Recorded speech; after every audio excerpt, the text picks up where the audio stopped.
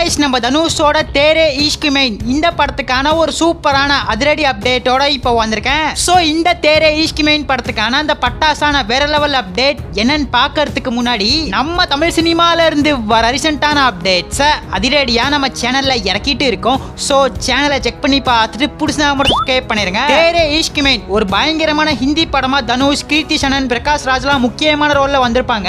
ஒரு பக்காவான love romantic படமா இதை எடுத்திருக்காங்க. நம்ம தனுஷ் காலேஜ்ல ரவுடியா சுத்திட்டு இருக்காரு. ஒரு கட்டத்துல கீர்த்தி அவரோட லைஃப்ல வந்து அவரை சேஞ்ச் பண்ண ட்ரை பண்றாங்க.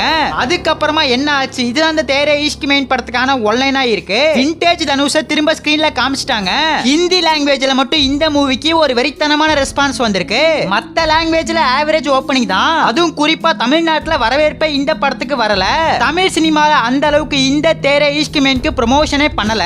இப்படி ஒரு படம் வந்திருக்குன்னு தமிழ் சினிமால யாருக்குமே தெரியாமே போயிடுச்சு.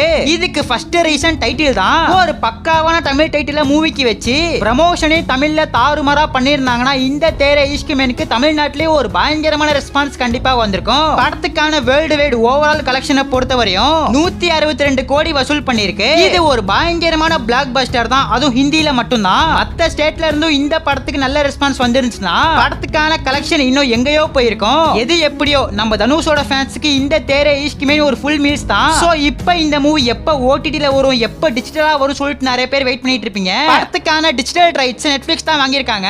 அடுத்த மாசம் ஜனவரி 23ஆம் தேதி இந்த தேரே இஷ்க் மெயினை தமிழ், தெலுங்கு, ஹிந்தி, கன்னடா, மலையாளம் இருக்கிற எல்லா லாங்குவேஜ்லயும் பயங்கரமா நெட்ஃபிளிக்ஸ்ல இறக்க போறாங்க.